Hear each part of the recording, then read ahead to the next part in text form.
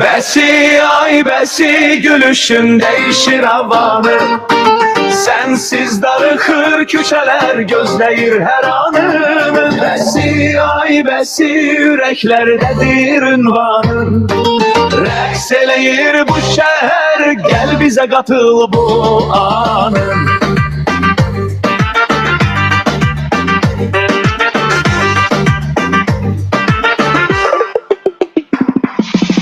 Addımın yüngül sanki bahardır. Gördüğün herkes bir anda canlanır. Sözünde şirindir, özü de bal kimi. Seni gören de dünyanın rengi tamam değişir. Gülüşün ritim tutur, etrafı ışık tutur. Herkese pozitif duyu yaşadır. Sen gelende dünya kurulur.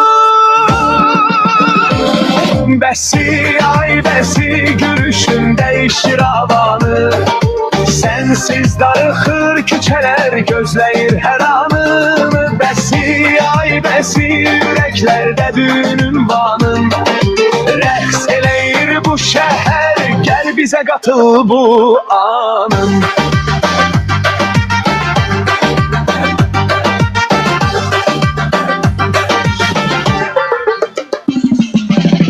Hara gedirsense orada şenlik var. Sesin bir mahnıdır, eşiden oynar. Yollarda sevir senin adımlarını. Sanki gökyüzünden düşür ulduzlar ardınca. Bəsi bəsi herkes çağırır seni. Getir sevincini, pozitif enerji. Bu musiki senin için yazılır. Rəqs edək səhərə kimi bəsi.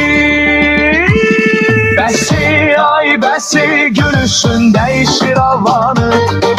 Sensiz darıxır küçələr gözləyir hər anını. Bəsi ay bəsi ürəkləndədir ünvanın.